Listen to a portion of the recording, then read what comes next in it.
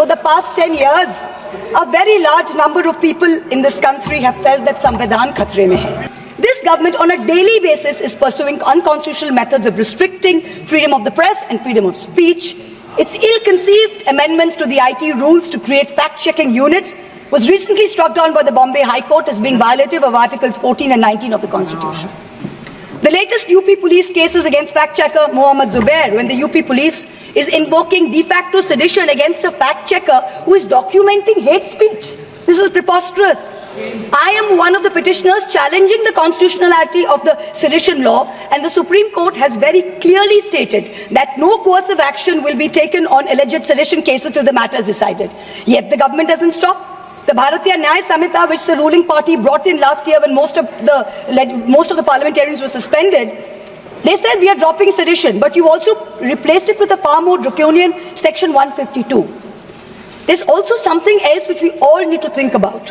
The BNS for the first time adds terrorism as a punishable offence and defines it as an act that intends to threaten the unity, integrity and security. So the crime of terrorism is no longer anchored in an actual act. It's anchored in an intent or a thought. This means that from now onwards, the parents of disappearing Kashmiris or disappearing Manipuris who are protesting peacefully in a park can be accused of being terrorists.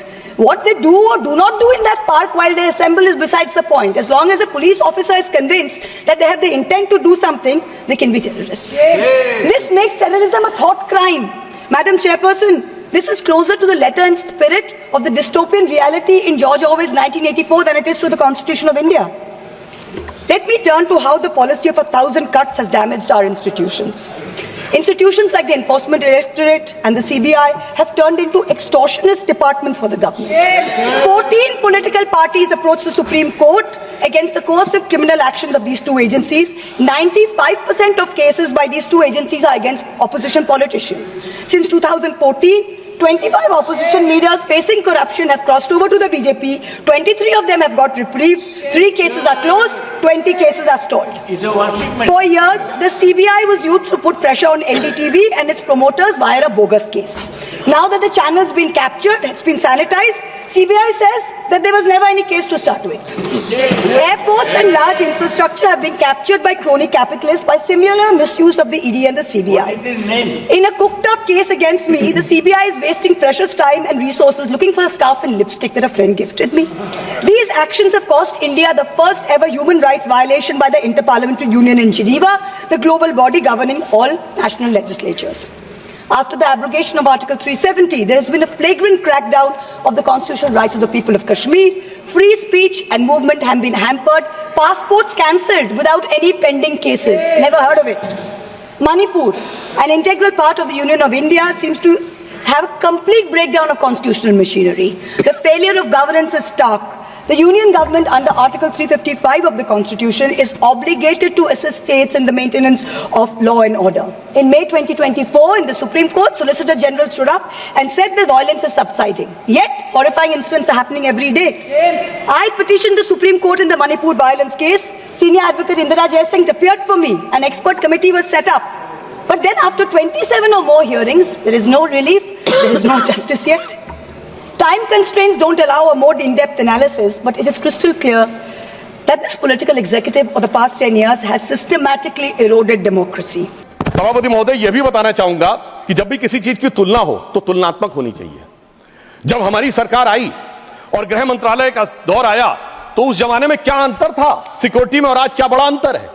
राष्ट्रीय सुरक्षा सबसे प्रमुख दायित्व है। जैसा कि हमारे साथी ने कहा, लॉ एंड ऑर्डर तो स्टेट का सब्जेक्ट है, पर राष्ट्रीय सुरक्षा गृह मंत्रालय की बात मैं पूछना चाहता हूं। हमारी सरकार आने से पहले दिल्ली में धमाके नहीं होते थे क्या? मुंबई में नहीं होते थे? चंडीगढ़, गुवाहाटी, लखनऊ, फैजाबाद, जयपुर, नागपुर, हैदराबाद, कौन सा ऐसा शहर का जहां धमाके नहीं होते थे? चलती ट्रेन में धमाके, चलते बस में धमाके, लोकल ट्रेन में धमाके, और लिखा रहता था बस अड्डे पे धमाका, रेलवे स्टेशन पे धमाका, लिखा रहता था छूना नहीं धमाका हो जाएगा। मगर इसके बावजूद आज वो केवल दक्षिण कश्मीर के 4 जिलों तक सीमित हो गया है। इसके बावजूद इतना बदला हुआ नजारा नजर नहीं आता है। यह दर्शाता है कि कितना पूर्वाग्रह की दृष्टि है। और यह भी मैं बताना चाहता हूं, इस सरकार, पिछली सरकार के शासनकाल में जांच के अंदर किस प्रकार का कार्य हुआ, मैं 2 चीजों का उदाहरण देना चाहता हूं। समझौता एक्सप्रेस केस दुनिया के इतिहास का इकलौता केस होगा कि पहले वहां सरकार जांच कर रही थी कि पाकिस्तान ने कराया, अचानक यू टर्न ले लिया और तथाकथित हिंदू आतंकवाद पे आ गए। किस आधार के ऊपर? आरोपी के रूप में असीमा आनंद जी का जेल में इंटरव्यू।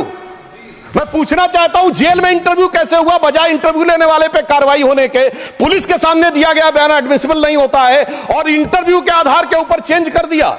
जबकि डेविड कोलमैन हेडली की तीसरी पत्नी फौजिया का अमेरिका में दिया इंटरव्यू है जिसमें सीधे सीधे उसने कहा कि यह पाकिस्तान का इन्वॉल्वमेंट था। दूसरा उदाहरण देना चाहता हूं, इशरत जहां केस। यह दुनिया के इतिहास में इन्वेस्टिगेटिव एजेंसी में एक अद्भुत उदाहरण होगा कि पहले भारत की आईबी और सीबीआई दोनों कह रही थी कि इशरत जहां आतंकवादी है, फिर अचानक सीबीआई ने स्टैंड चेंज कर दिया और कहा वो आतंकवादी नहीं है। मगर सभापति महोदय, आईबी चीफ कहते रहे कि वो आतंकवादी है। यानी ऐसा विचित्र उदाहरण था कि एक ही सरकार की 2 एजेंसी एक दूसरे के खिलाफ बोल रही थी।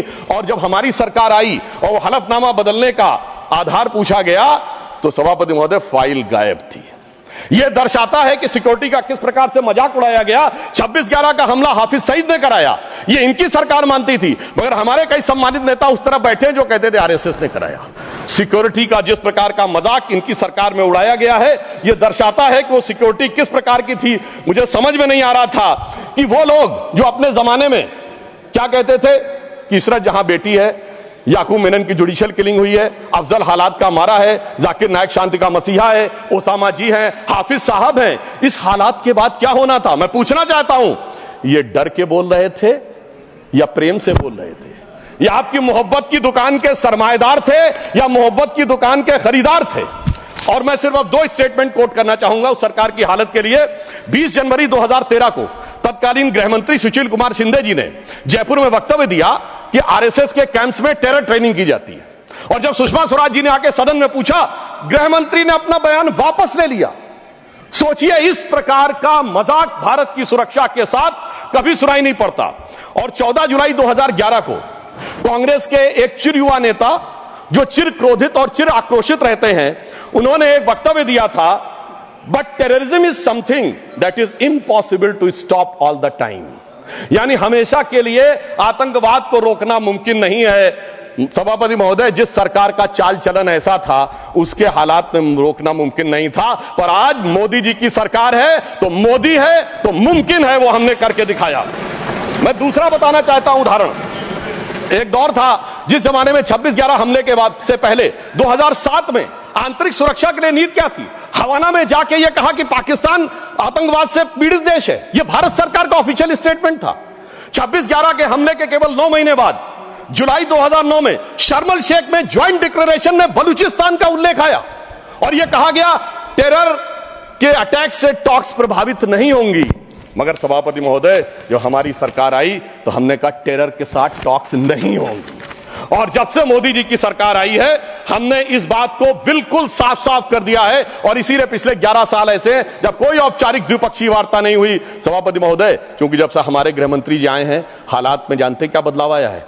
उस जमाने में शांति के कबूतर उड़ा करते थे, अब गुरु गोविंद सिंह जी के बाज उड़ते हैं। और जिसे हम अपने लखनऊ की भाषा में कहते हैं कि अम्मा मियाँ वो दिन लद गए जब उस्ताद लल्लू खा फाख्ते उड़ाया करते थे। और अब वो बदलाव ये देखने को मिला है।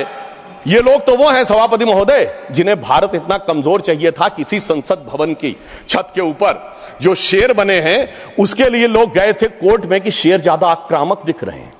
यानी इन्हें शेर बिल्ली जैसे चाहिए थे, बिल्ली जैसे नहीं, भीगी बिल्ली जैसे चाहिए थे। परंतु शायद ये भूल गए कि हमारे प्रधानमंत्री जी और गृह मंत्री जी गुरु गोविंद सिंह जी से भी प्रेरणा लेते हैं, शिवाजी महाराज से भी प्रेरणा लेते हैं, महाराणा प्रताप से भी प्रेरणा लेते हैं। और उनकी तरफ से हमारी नीति के लिए कहना चाहूंगा कि मन में है धैर्य और तन में प्रचंड शौर्य, बन चंद्रगुप्त मौर्य प्रलय मचाएंगे। और महाराणा और शिवा की संतति कहाते हम शीश कट जाए भले झुकने ना पाएंगे। और बार बार छेड़िए ना भारत स्वाभिमान को, अन्यथा बाद में बहुत पछताएंगे। सौगंध मां भवानी की उठेगी ललकार जब आपके घरों पे चील कौवे मंडराएंगे। और यह आपने देखा, ये बालाकोट में भी दिखा, ये सर्जिकल स्ट्राइक में भी दिखा। और तब हमारे विरोधी क्या कहते थे? आदमी मरे थे कि कौवे मरे थे, पेड़ गिरी थी कि बिल्डिंग गिरी थी। इस प्रकार के मजाकिया बात करने वाले लोगों को मैं बताना चाहता हूं